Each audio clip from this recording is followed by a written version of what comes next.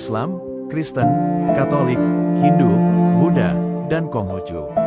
Pengakuan ini menegaskan bahwa negara hadir untuk semua, menjamin kebebasan beragama sesuai UUD 1945. Indonesia adalah negeri kepulauan terbesar di dunia, dengan luas wilayah daratan mencapai lebih dari 1,9 juta kilometer persegi, dan wilayah laut seluas 3,2 juta kilometer persegi. Bentangan Nusantara ini menyimpan kekayaan geografis dan budaya yang luar biasa. Terdiri dari lebih dari 17.000 pulau, dari Sabang di barat hingga Merauke di timur, dari Miangas di utara hingga Pulau Rote di selatan. Indonesia mempersatukan ragam manusia dalam satu ikatan kebangsaan. Tercatat lebih dari 300 kelompok etnik yang mendiami tanah air ini, dan secara lebih rinci, ada sekitar 1.340 suku bangsa dengan adat, tradisi, dan sistem kepercayaan yang unik. Bahasa daerah pun mencapai lebih dari 720 jenis, menunjukkan betapa hidupnya ekspresi budaya di tengah masyarakat kita. Tak hanya itu, dengan jumlah penduduk mencapai lebih dari 275 juta jiwa, Indonesia adalah rumah bagi salah satu populasi terbesar di dunia, yang hidup berdampingan dalam keberagaman yang luar biasa. Keragaman ini bukanlah sekadar data statistik. Ia adalah wajah sejati Indonesia, wajah para petani di Bali, para nelayan di Maluku, para pengrajin batik di Jawa, para penari tradisional di Kalimantan, hingga para pelajar lintas agama di sekolah-sekolah negeri dan pesantren. Keragaman bukan hal yang memecah, melainkan yang mempersatukan. Karena di balik semua perbedaan itu, kita disatukan oleh satu tanah air, satu bangsa, dan satu bahasa, Indonesia. Menghargai keragaman membuka sudut pandang, memperluas wawasan, dan memungkinkan kita menerima nilai-nilai positif dari orang lain. Ini memperkuat rasa nasionalisme, mempererat tali persaudaraan, menjaga persatuan Indonesia, melestarikan budaya bangsa, dan menciptakan kehidupan yang rukun, damai, serta sejahtera. Secara etimologis, kata moderasi berasal dari bahasa Latin moderatio, yang berarti pengendalian diri, keseimbangan, atau jalan tengah. Dalam bahasa Indonesia, moderasi dimaknai sebagai tindakan mengurangi kekerasan dan menghindari segala bentuk keekstrimen, baik dalam sikap, ucapan, maupun tindakan.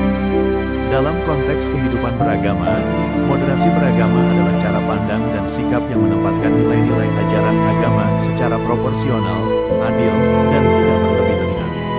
Artinya, seseorang tidak bersikap ekstrim dalam beragama, tidak mudah menghakimi, tidak merasa paling benar sendiri, dan tidak menggunakan agama sebagai alat untuk membenarkan kekerasan atau kebencian. Moderasi beragama bukan berarti melemahkan iman atau mencampur-adukkan keyakinan. Justru sebaliknya, ia menuntun pemeluk agama untuk mengamalkan ajaran agamanya dengan santun, beradab, dan seimbang. Ia menjadi jembatan antara keimanan yang kuat dan kehidupan sosial yang damai.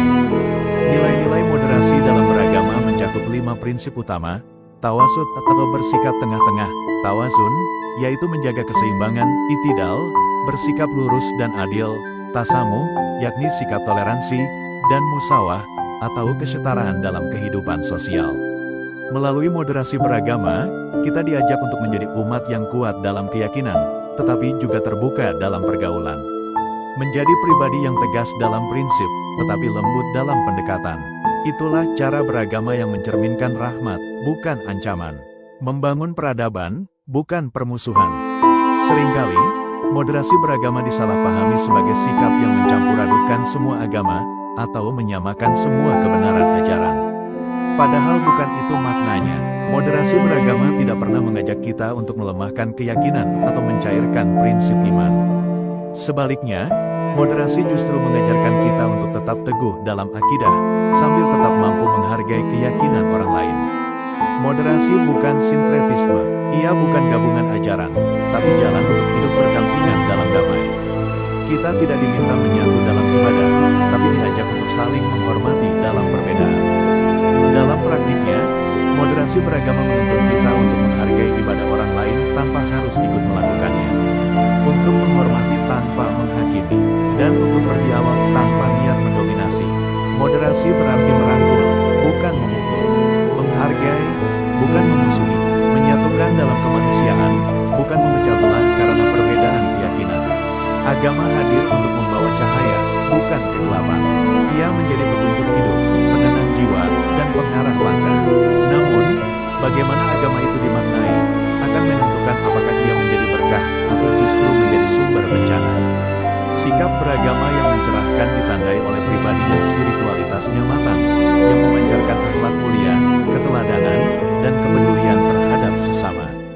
Mereka yang tidak hanya taat kepada Tuhan, tetapi juga lembut kepada manusia. Mereka menyapa, bukan mencaci. Mereka menolong, bukan menghakimi. Mereka membangun jembatan, bukan menggali jurang. Namun sebaliknya, jika agama dipahami dengan sempit, tanpa ilmu dan kebijaksanaan, ia bisa menjadi alat pembenaran untuk kekerasan, kebencian, bahkan perang. Ini terjadi ketika ada klaim kebenaran yang absolut, ketaatan yang buta kepada tokoh, kerinduan pada masa ideal yang dipaksakan, dan keinginan untuk memaksakan kebenaran dengan cara yang salah. Saat itu terjadi, agama tidak lagi menjadi cahaya, tetapi menjadi bara yang menyulut api permusuhan. Karena itu, kita semua diajak untuk menjadikan agama sebagai sumber kedamaian, bukan pemecah belah. Sebagai penguat nilai-nilai kemanusiaan, bukan alasan untuk saling membenci. Di balik semangat persatuan dan cita-cita keadilan sosial, kita masih dihadapkan pada berbagai kenyataan pahit dalam kehidupan bermasyarakat. Kemiskinan masih menjadi wajah sehari-hari bagi jutaan rakyat. Orang tua yang bekerja keras tanpa jaminan penghasilan tetap. Anak-anak yang putus sekolah karena tak mampu membeli seragam atau buku pelajaran. Di tempat lain, kekerasan masih menjadi bahasa yang digunakan saat konflik kecil muncul. Tawuran, radikalisme, bahkan aksi teror menjadi luka yang belum benar-benar sembuh dalam tubuh bangsa. Media sosial, yang seharusnya menjadi ruang dialog dan edukasi, justru sering menjadi medan tempur ujaran kebencian, fitnah, dan hoaks. Perbedaan disulut menjadi permusuhan, kebenaran dikalahkan oleh narasi yang dibungkus emosi. Kita juga menghadapi tantangan besar dalam menjaga lingkungan. Sungai-sungai yang tercemar, sampah yang menggunung, hutan yang menyusut. Semua adalah akibat dari ketidakseimbangan antara kebutuhan manusia dan tanggung jawab terhadap alam. Problematika ini tidak bisa diselesaikan hanya dengan keluhan. Ia menuntut sikap sadar, tindakan nyata, dan semangat kebersamaan. Disinilah peran moderasi menjadi penting, sebagai fondasi moral dan sosial untuk mengatasi tantangan zaman dengan cara damai, adil, dan bijaksana. Bela negara bukan hanya tugas tentara di medan perang. Dalam kehidupan sehari-hari, kita semua adalah bagian dari garda terdepan penjaga keutuhan bangsa.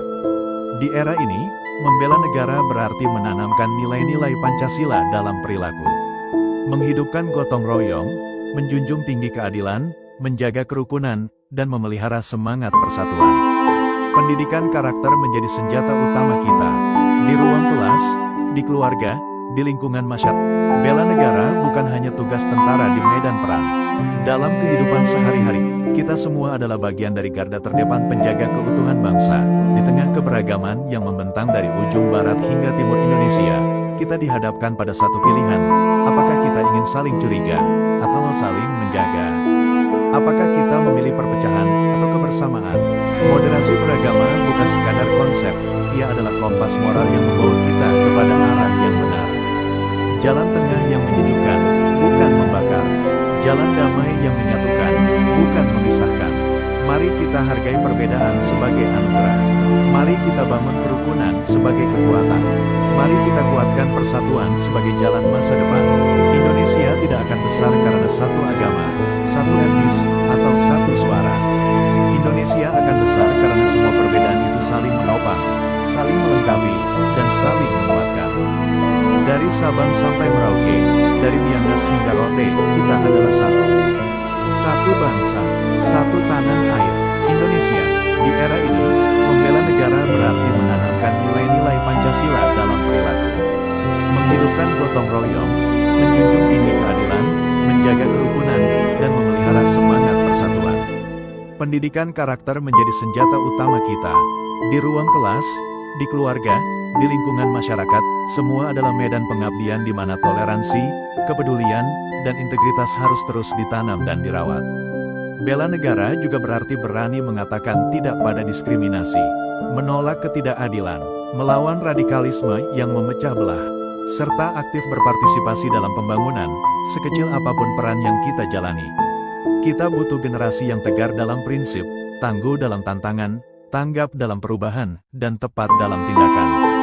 Generasi yang tak hanya mencintai Indonesia dari kata-kata, tapi menunjukkan cinta itu lewat perbuatan nyata. Itulah esensi bela negara hari ini, bukan angkat senjata, tapi angkat nilai. Bukan dengan amarah, tapi dengan moderasi, kerjasama, dan cinta tanah air yang dewasa.